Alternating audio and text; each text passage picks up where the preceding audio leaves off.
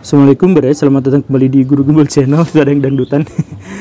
Ada sebuah pertanyaan kemarin itu, kan saya tuh guru, kemudian ditanya, Pak Gembul, siapakah menurut Pak Gembul guru paling jahat di dunia dalam sejarah?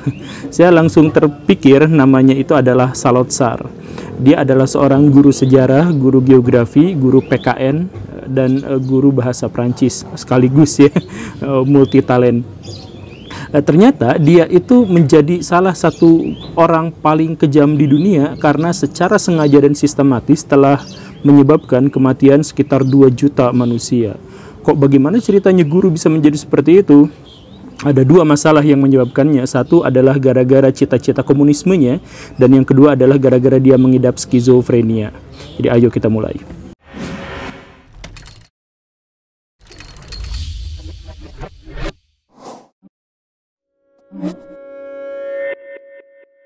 Salazar lahir pada tahun 1925 di salah satu desa yang agak kumuh di Kamboja. Walaupun begitu, orang tuanya adalah orang tua yang cukup kaya pada waktu itu di zaman itu untuk ukuran orang pada waktu itu. Memiliki 25 hektar tanah, kemudian beberapa puluh ternak dan lain sebagainya. Pada usia sekolah dia harus pindah ke Phnom Penh, ke ibu kota Kamboja pada waktu itu, dan kemudian dia tinggal bersama kerabatnya yang adalah selir dari raja. Jadi dia sebenarnya memiliki akses keluar masuk istana seenaknya. Dia sekolah di sekolah Katolik, dan dari situ dia mendapatkan akses pendidikan yang jauh lebih baik daripada teman-teman sebayanya pada waktu itu. Selepas Perang Dunia Kedua tahun 1949, Salazar memutuskan untuk kuliah di Prancis, masuk jurusan elektronik radio. Dia sebenarnya bukan mahasiswa yang cukup pandai, tetapi dia pada waktu itu sangat tergila-gila terhadap ide-ide barat, khususnya komunis.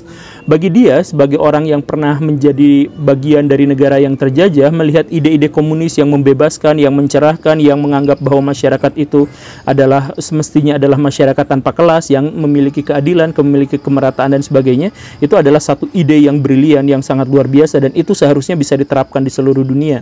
Dan ketika dia melihat juga ada partai komunis Prancis di sana yang terus-terusan mengkampanyekan untuk memerdekakan negara-negara di Asia, termasuk juga partai komunis Prancis inilah yang akhirnya mendorong pemerintah Prancis untuk meninggalkan Vietnam, melepaskan tanah jajahannya itu. Maka Salazar berpikir bahwa ini adalah salah satu partai idamannya dia. Maka kemudian dia bergabung ke dalam partai komunis Prancis dan memiliki peran yang cukup signifikan di sana. Tetapi sayangnya pada tahun 1953 Salazar dipulangkan ke Kamboja gara-gara DO sekolah, DO kuliah.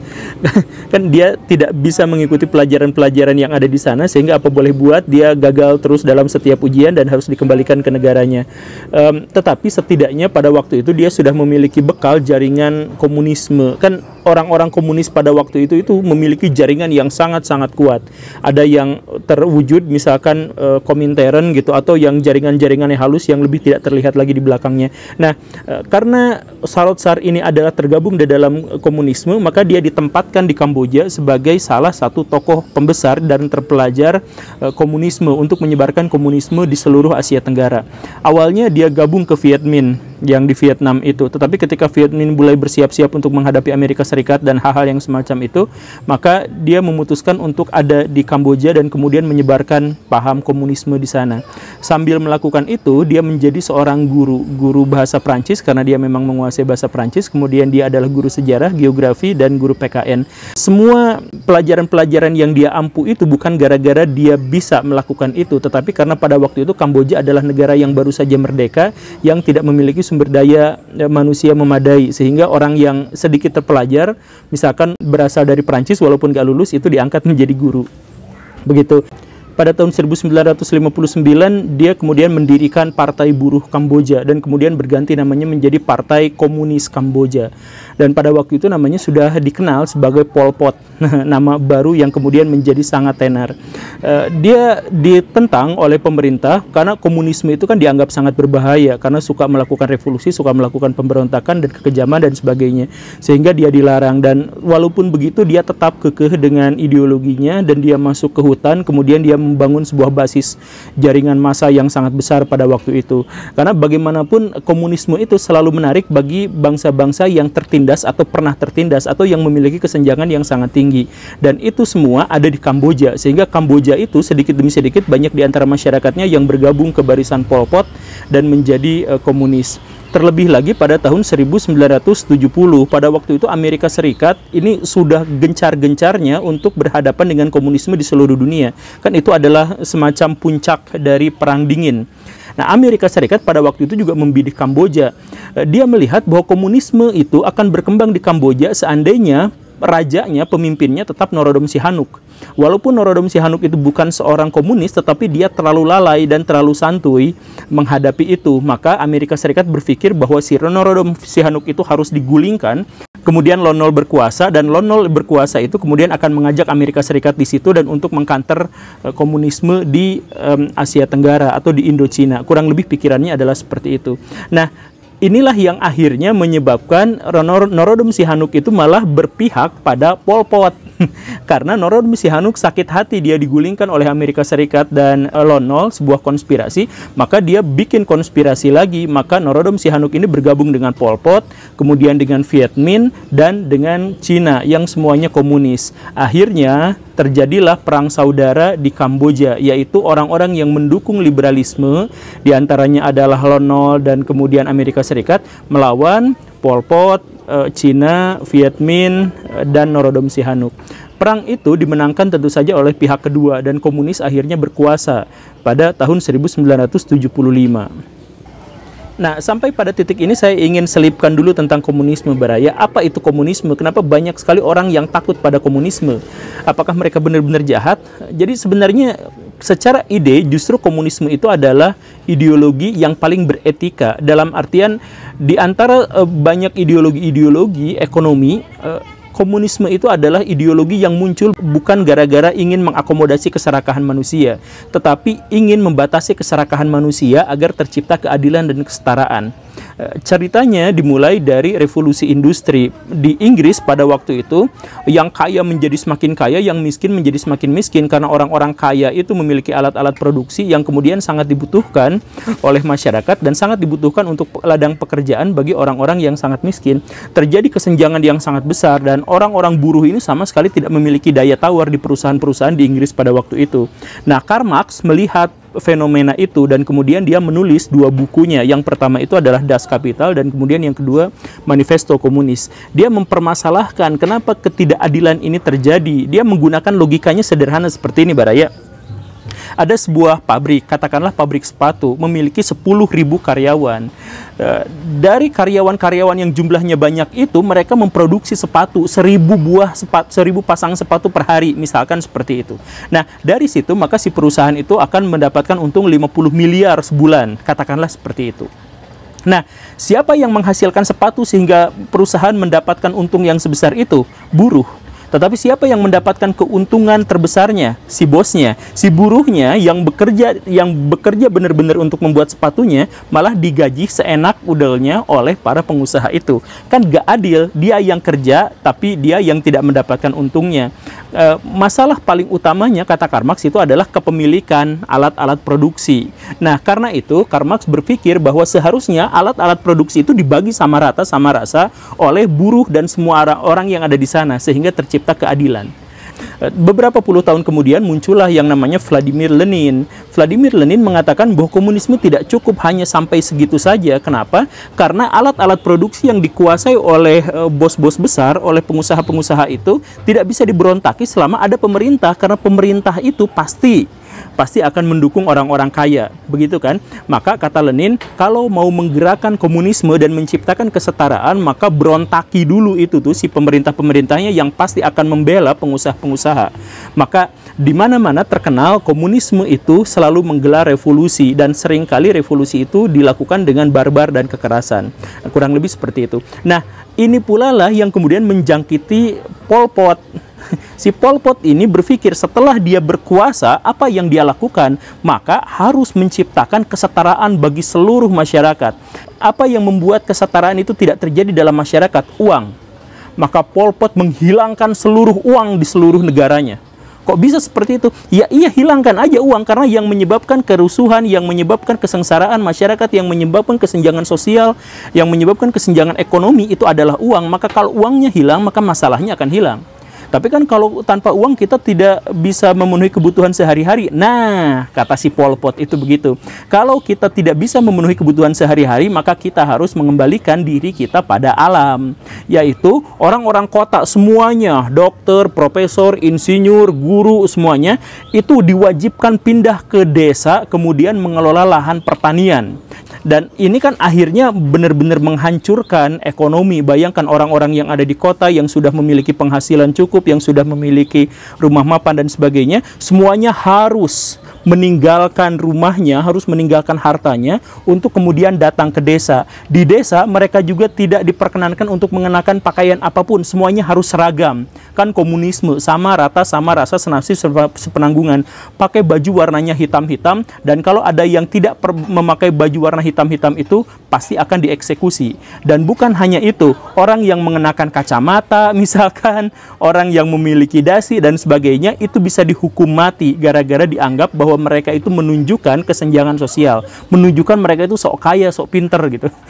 Kebijakan ini pada akhirnya justru malah menghancurkan perekonomian Kamboja. Ya, kenapa seperti itu? Karena orang-orang yang tidak berpengetahuan tentang pertanian dipaksa untuk menjadi petani. Dan jumlah lahan pertanian yang ada di Kamboja yang jumlahnya sebenarnya tidak banyak, itu harus diperebutkan dengan orang-orang kota yang baru saja datang ke desa-desa.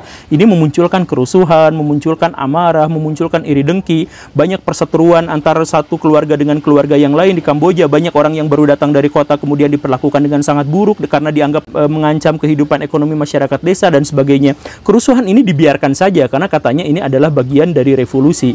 Tetapi ketika ini pada akhirnya juga mengancam pasokan pangan di Kamboja. Jadi pasokan pangan di Kamboja pada waktu itu bukannya meningkat gara-gara pertanian, tapi justru malah turun. Dan apa boleh buat, mereka terpaksa harus minta bantuan kepada pemerintah Cina. Jadi walaupun semua warga sudah dipaksa menjadi petani, rakyat Kamboja malah makan dari beras yang diberikan oleh Cina. Kan ngeri juga, tapi ya memang konsekuensinya kan pasti menjadi seperti itu. Dan ketika kerusuhan kemudian terjadi di mana-mana dan ternyata Kamboja tidak bisa memenuhi kebutuhan pangannya sendiri, Kamboja malah mikirnya lain. Si Pol Pot tuh mikirnya lain. Oh, ini terjadi gara-gara warga tidak produktif. Nah, bagaimana supaya warga menjadi produktif dalam pertanian? Keluarga dipisah, laki-laki dan perempuan dipisah, biar tidak melakukan hal-hal yang mereka inginkan terus-terusan gitu. Jadi harus kerja, dipaksanya itu dengan pikiran yang seperti itu. Ayo kita bekerja demi negara, demi partai, demi kader, demi apa? Bekerja semuanya. Karena laki-laki dan perempuan akhirnya terpisah, banyak sekali anak-anak yang akhirnya menjadi korban, jadi meninggal, jadi apa dan sebagainya. Dan kalau akhirnya seperti ini, kan banyak sekali rakyat yang memberontak, banyak rakyat yang ingin bertemu dengan keluarganya atau apa yang semacam itu. Dan kalau sudah terjadi seperti itu, maka Pol Pot kemudian mengeluarkan kebijakan baru. Baraya bayangkan lockdown. Tapi ya kayak masa pandemi seperti ini. Tapi lockdownnya ala Kamboja itu, ala Pol Pot itu jauh lebih mengerikan. Jadi setiap satu orang yang tinggal di satu RT tertentu, kalau mau keluar dari RT-nya itu harus izin dengan ketua RT-nya. Kalau dia mau keluar dari RW-nya, dia harus izin dari Pak RW-nya. Kalau mau keluar dari kabupatennya, dia harus izin sama bupatinya langsung. Tidak boleh tidak. Kalau ada yang bisa keluar tanpa izin, itu pasti langsung akan dieksekusi. Dan ini kan akhirnya menyebabkan apa? Terjadinya banyak sekali pemberontakan, terjadinya banyak sekali pelanggaran. Dan ketika semakin banyak pelanggaran yang terjadi di Kamboja, maka Pol Pot kemudian mengeluarkan kebijakan yang lebih ekstrim lagi, yaitu sekolah dirubah menjadi penjara, rumah sakit dirubah menjadi penjara. Kemudian pasar dirubah menjadi penjara. Kenapa? Karena orang-orang yang melanggar lockdown atau orang-orang yang melanggar keinginan-keinginan dari Pol Pot itu kan semakin lama semakin banyak, karena keinginan-keinginannya itu menjadi tidak masuk akal kan. Akhirnya semuanya di penjara. Karena penjaranya tidak lagi bisa menampung, akhirnya sekolah, rumah sakit, pasar semuanya dijadikan penjara. Penuh sekali di sana. Dan Pol Pot pada waktu itu juga ketika orang-orang yang masih memberontak makin banyak, orang-orang yang melanggar masih banyak, dia kemudian mengeluarkan kebijakan ini rakyat udah bener-bener nyebelin. Masa penjaranya sudah penuh, sekolahnya sudah dirubah menjadi penjara kemudian masih juga penuh, rumah sakit dirubah menjadi penjara kemudian masih juga penuh. Ini apa yang harus dilakukan? Dia akhirnya melakukan pembantaian terhadap orang-orang yang dia anggap bersalah, walaupun kesalahannya itu sangat kecil dan sedikit. Bayangkan satu wilayah itu diisolasi dengan wilayah yang lain. Kalau ada orang yang sakit, ada orang yang apa, itu kan harus datang ke dokter. Tapi dokternya sudah tidak ada, dokternya sudah berubah menjadi petani. Dan dokter-dokter yang sesungguhnya memiliki keahlian untuk menjadi petani pun tidak memiliki akses untuk mengobati, karena tidak boleh ada obat, tidak boleh ada alat-alat medis dan sebagainya. Dan baca buku juga tidak boleh. Di sana baca buku itu tidak boleh kecuali buku-buku yang dikeluarkan oleh Partai Komunis. Kan ini benar-benar bikin sagne. Tapi kan yang namanya juga masyarakat, semakin diperketat aturan-aturannya, semakin hukuman-hukumannya menjadi semakin tidak masuk akal, maka semakin banyak mereka yang melanggar juga kan. Dan ketika si Pol Pot udah benar-benar kehabisan akal bagaimana caranya untuk bisa mengatur warganya dengan aturan seketat itu, maka yang dilakukan kemudian adalah eksekusi dan penyiksaan terhadap satu orang yang dianggap melanggar, tetapi itu di depan keluarganya. Dan ini menjadi satu tragedi yang sangat memilukan. Bayangkan misalkan begini, ada satu keluarga yang si bapaknya itu melanggar peraturan. Misalkan si bapaknya itu bekerja hanya 6 hari dalam seminggu, misalkan kan harusnya full gitu. Nah, maka anaknya yang masih kecil, cari bayi yang masih kecil dari keluarga itu akan dibunuh, dieksekusi di depan keluarganya sendiri, untuk melecut bahwa si keluarga itu tidak boleh melakukan pelanggaran lagi. Bahkan di sana itu ada satu pohon yang sangat legendaris. Pohon itu digunakan untuk mengeksekusi bayi dan anak-anak. Jadi anak kecil atau bayi dipegang kedua kakinya, kemudian dihempaskan sekeras-kerasnya kepalanya ke pohon itu. Begitu cara eksekusinya, dia itu di depan orang tua dan kerabatnya sendiri, agar diharapkan si keluarganya itu nurut pada pemerintah. Akhirnya kekerasan terjadi di mana-mana, perampokan terjadi di mana-mana, krisis pangan, kelaparan, gagal panen, semua hal-hal buruk yang terjadi dalam sebuah negara terjadi juga di Kamboja. Dan pada waktu itu juga kader-kader Partai Komunis yang melihat kenyataan ini juga akhirnya bertaubat, berpikir bahwa seharusnya kekejaman itu harus diakhiri. Orang-orang komunis sendiri mengatakan seperti itu. Nah, sayangnya setiap orang komunis yang berpikir bahwa kekejaman ini harus diakhiri itu dianggap sebagai musuh negara.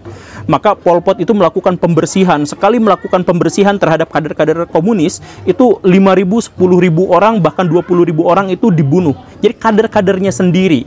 Akhirnya apa? Partai Komunis menjadi semakin menyusut dan sebagainya. Di sisi lain, Vietnam pada waktu itu sudah semakin kesal. Karena Vietnam itu pada waktu itu melihat bahwa Kamboja itu kalau menjadi komunis terus-terusan seperti ini, maka dia menjadi ancaman. Maka dia mulai marah-marah, dia mulai sering nyindir pemerintah Vietnam pada waktu itu. Dan sindiran-sindiran seperti ini oleh Pol Pot ditanggapi dengan cara yang kekerasan lagi. Jadi si Pol Pot berpikir bahwa ini Vietnam sudah mulai macam-macam dan dia akan merongrong negara Kamboja. Maka apa yang dia lakukan? Dia serang Vietnam. Tapi hal yang paling buruk dari serangan Kamboja terhadap Vietnam adalah bahwa Kamboja tidak mau menyerang militer Vietnam, tetapi menyerang kampung-kampung di perbatasan Vietnam. Jadi rakyat sipil lagi yang diserang sama si Pol Pot ini. Makanya ketika Vietnam benar-benar marah kemudian melakukan counter attack, serangan terhadap Kamboja, mereka tidak bisa benar-benar melakukan serangan di awal terhadap inti kekuatan Kamboja, karena dia harus mempertahankan kampung-kampungnya dulu yang tersebar. Kan Vietnam itu wilayahnya panjang gitu kan, dan itu kampung-kampungnya harus dipertahankan dulu, karena sasaran dari serangan tembak orang-orang Kamboja itu adalah perkampungan-perkampungan sipil. Konflik sporadis ini terjadi sepanjang tahun 1977. Bagaimanapun Vietnam pada waktu itu tidak siap dengan perang dari desa ke desa. Dan barulah setahun kemudian, akhir tahun 1978, pas Natalan 25 Desember, seluruh kekuatan komunisme Vietnam itu bersatu dan menyerang langsung Phnom Penh, Kamboja. Hanya dalam waktu 1 minggu pas tahun baru 1 Januari 1979, Phnom Penh diduduki dan Pol Pot ditendang. Dia melarikan diri ke hutan sampai setidaknya 20 tahun kemudian. Pemerintah Vietnam kemudian mendirikan pemerintah boneka di sana, yang walaupun awalnya disukai, kemudian juga ya namanya juga penjajah, kemudian dibenci. Tetapi Pol Pot bertahan selama 20 tahun dalam hidup yang biasa-biasa aja, dalam artian tidak buruk-buruk amat. Kan kalau mendengar ending yang seperti ini kita tuh agak kesel ya. Ternyata bagaimanapun setelah Pol Pot melakukan kejahatan yang sangat luar biasa, membantai kurang lebih sekitar 2 juta warganya sendiri, 2 juta dari 8 juta penduduk Kamboja pada waktu itu, tetapi ternyata kehidupan di akhirnya biasa-biasa aja, dan dia meninggal juga dengan cara-cara yang tidak terlalu buruk. Ya, jadi makanya saya selalu menekankan Baraya bahwa di dunia ini kita hanya bisa memperjuangkan keadilan, tetapi kita tidak bisa berharap lebih terhadap keadilan dunia. Semoga ini bisa menjadi bahan pelajaran. Terima kasih karena sudah menyimak. Saya Guru Gembul pamit. Assalamualaikum warahmatullahi wabarakatuh.